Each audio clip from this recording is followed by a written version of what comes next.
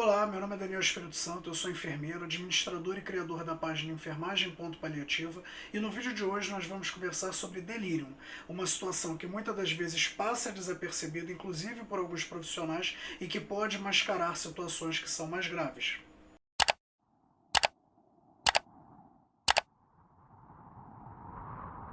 Antes de entrar no tema do vídeo, como sempre, eu peço que você se inscreva no canal, que dê like no vídeo, que compartilhe esse vídeo com outros colegas, porque assim nós chegamos mais longe com o nosso conteúdo.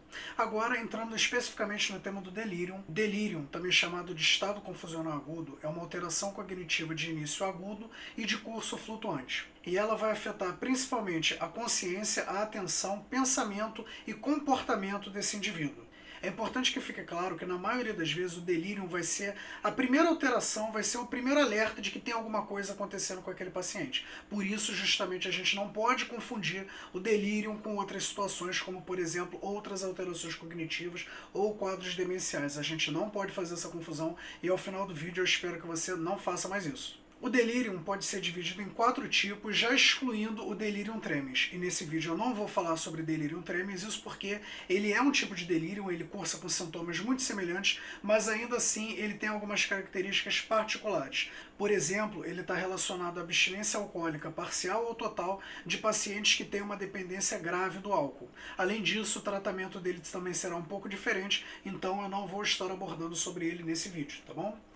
Então, o delírio ele pode ser dividido em 4 tipos, sendo ele o delírio hiperativo, que é como o próprio nome diz, o paciente fica agitado, então é aquele paciente que ele grita, que ele xinga, que ele tenta sair da cama, que ele se torna agressivo. É o paciente que tem o delírio hiperativo. O delírio hipoativo, que como o próprio nome diz, é aquele paciente que ele tem pouca atividade, então é aquele paciente que ele passa a maior parte do dia sonolento, que ele praticamente não tem interação com o meio e que na maioria das vezes é muito perigoso justamente porque ele é subdiagnosticado. Ele passa batido pela maior parte das equipes que pensam, poxa, esse paciente é muito bonzinho, ele só dorme, ele só descansa e na verdade ele pode estar mascarando uma situação mais grave. Então a gente sempre precisa ter atenção com o delírio hipoativo. O terceiro tipo é o delírio misto, que como o próprio nome diz, ele vai oscilar entre fases de hiperatividade e fases de hipoatividade. Então é aquele paciente que em determinado momento ele está sonolento, praticamente sem interagir com ninguém, de repente ele desperta, ele está agressivo, ele xinga, ele tenta sair da cama e depois ele volta a ficar sonolento. Lembrando que o curso será flutuante ao longo do dia, isso pode variar de horas, enfim. Isso é o que nós chamamos de delírio misto. E o quarto tipo de delírio eu só vou revelar no final do vídeo, então fica comigo. Daniel, e é possível ter uma síndrome demencial e apresentar um quadro de delírio? É claro que é possível. O que não pode acontecer é você confundir as duas coisas. Delírio é uma coisa, síndrome demencial é outra. Elas não competem entre si, mas você não pode confundir o que está acontecendo. E é importante que você faça essa diferenciação, isso porque delírio, antes de mais nada, por mais que não seja uma exclusividade da população idosa, ela é muito comum em idosos. Estima-se que aproximadamente 50% dos idosos internados vão apresentar delírio em algum momento da internação. Tanto é que ela é considerada uma emergência geriátrica. Então você não pode deixar isso passar desapercebido. Qualquer um dos tipos de delírio que eu estou falando nesse vídeo. Você precisa ter atenção, principalmente se é um idoso que está internado com você. Nas síndromes demenciais, das qual Alzheimer é a mais comum e mais popular, mas não é a única, ela vai piorando com o passar do tempo, a cognição do paciente ela vai piorando ao longo das semanas, dos meses, dos anos. Quando eu estou falando de delírio, eu estou falando de um estado confusional agudo. Ele tem um início súbito e na maioria das vezes ele também termina de maneira súbita. Claro que a depender da intervenção que você esteja fazendo. Já coloca aqui nos comentários se você gostaria de um vídeo específico falando sobre as diferentes síndromes demenciais. Eu acho que seria um bom vídeo para vocês. E daí você já tira uma informação muito importante que é, você precisa saber coletar o histórico adequado desse paciente. Então você não tem como identificar delírio sem fazer uma coleta adequada. Você precisa conversar com a família. Há quanto tempo ele está desorientado? Isso começou há algumas horas? Porque se a família às vezes vai falar para você, olha, isso já começou na verdade há meses, há anos, inclusive ele tem um diagnóstico de Alzheimer, por exemplo, você já precisa colocar isso em perspectiva. Bom, talvez não seja delírio, talvez ele tenha uma síndrome demencial. Inclusive, o contrário também pode acontecer, o paciente estar apresentando delírio e a equipe pensar que ele, na verdade, ele tem uma síndrome demencial. Como isso acontece? Primeiramente porque a gente continua tendo, muitas das vezes, aquele preconceito de que todo paciente idoso ele tem obrigatoriamente uma síndrome demencial ou alguma alteração cognitiva. Então o paciente interna, ele interna desorientado, a equipe olha e fala, poxa, mas ele tem 97 anos, é claro que ele vai ter alguma alteração cognitiva, é claro que ele vai estar um pouquinho confuso, e dali já se tira do éter o diagnóstico de Alzheimer. E não é assim que funciona. Às vezes você vai perguntar para a família, como já aconteceu comigo, e a família vai falar, não, ele nunca teve diagnóstico nenhum de Alzheimer. Na verdade, até 2 dias atrás ele estava indo ao banco, ele estava fazendo as compras dele no mercado, e aí você já pensa, opa, então, peraí, talvez esse paciente esteja apresentando delírio e não uma síndrome demencial. Afinal de contas, o fato de que essa alteração está acontecendo há poucas horas ou dias já me faz pensar que é um quadro de delírio. Então, quando eu penso numa síndrome demencial, eu penso numa situação que tem um curso crônico, que tem um curso longo. Então, esse paciente ele vai perdendo cognição ao longo dos meses, dos anos. E quando eu tenho um paciente com delírio, isso cursa de maneira aguda. Então, é um paciente que em poucas horas ou poucos dias ele tem uma alteração cognitiva significativa. É aquele paciente que ele estava bem no momento e de repente ele está completamente desorientado e ele nunca foi assim.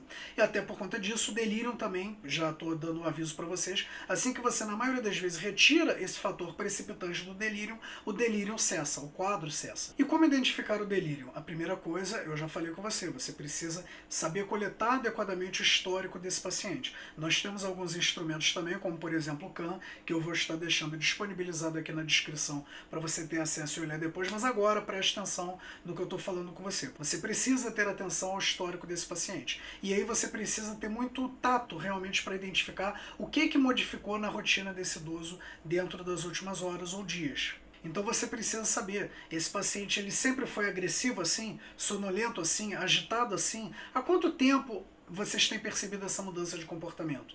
Você precisa saber coletar isso de maneira adequada. Antes de mais nada, é sempre importante deixar claro para você que ninguém entende muito bem qual é o mecanismo causador do delírio, mas nós sabemos que existem alguns fatores predisponentes, alguns fatores que incitam que esse tipo de situação venha a acontecer. Como a própria constipação, que já tem vídeo aqui no canal explicando como surge o fecaloma, qual o manejo, quais são os riscos. Quadros infecciosos normalmente também vão ser um dos fatores precipitantes para o delírio. Dispositivos invasivos, então aquele paciente que está utilizando uma sonda vesical de demora, que está utilizando uma sonda nasogástrica, aquele paciente que está contido também vai ser um dos grandes fatores de risco para delírio. E contenção mecânica, contenção física é extremamente heterogênica para idosos. Eu já aviso a vocês que o próximo vídeo do canal vai ser por que eu não gosto da contenção mecânica. Na verdade, por que ninguém que trabalha com gerontologia gosta da contenção mecânica no geral. Além disso, dor mal controlada, baixa na saturação, alterações nos medicamentos, então aquele paciente que internou e de repente modificaram toda a prescrição dele. Ah, Daniel, mas só trocaram pelo genérico, mas muitas das vezes essa vai ser uma das situações que isso pode propiciar delírio naquele paciente. Ele está acostumado a tomar o medicamento da farmacêutica tal e de repente esse medicamento foi trocado, está sendo oferecido outra marca, outra dosagem, isso pode já ser o suficiente para disparar quadros de delírio.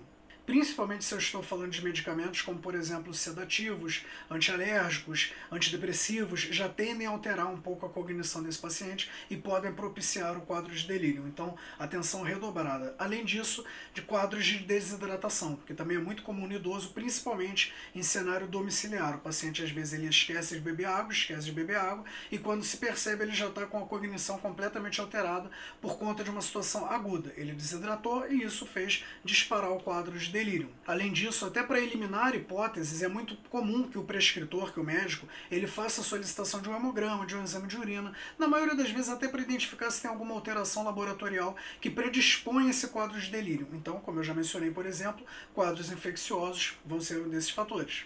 O próprio isolamento, muitas das vezes esse paciente está internado num setor mais isolado durante muito tempo, sem interagir com ninguém, isso pode propiciar.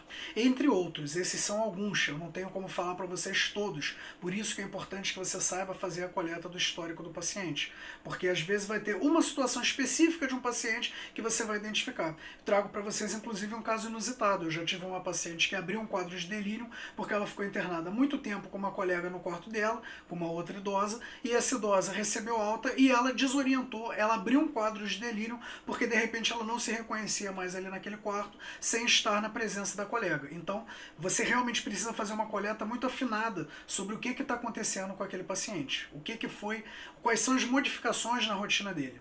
Daniel, e a partir do momento que eu identifiquei qual fator, o que está acontecendo na rotina desse paciente, o que eu faço? Se eu estou falando de uma situação aguda, obviamente a primeira coisa que você vai tentar fazer é retirar aquele estímulo que está causando incômodo.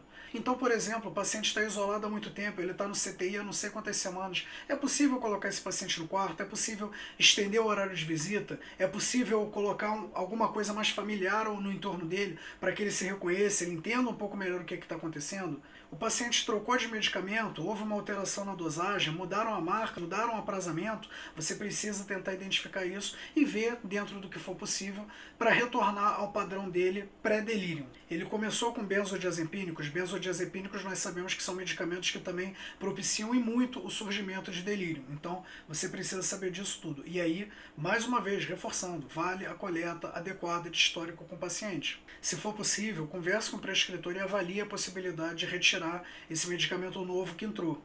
É sempre válido você ter esse diálogo. Daniel, mas eu não consigo retirar esse dispositivo do paciente, eu não consigo modificar essa conduta, ele precisa disso. É claro que você, enquanto equipe, sempre vai precisar saber avaliar tecnicamente do que aquele paciente precisa.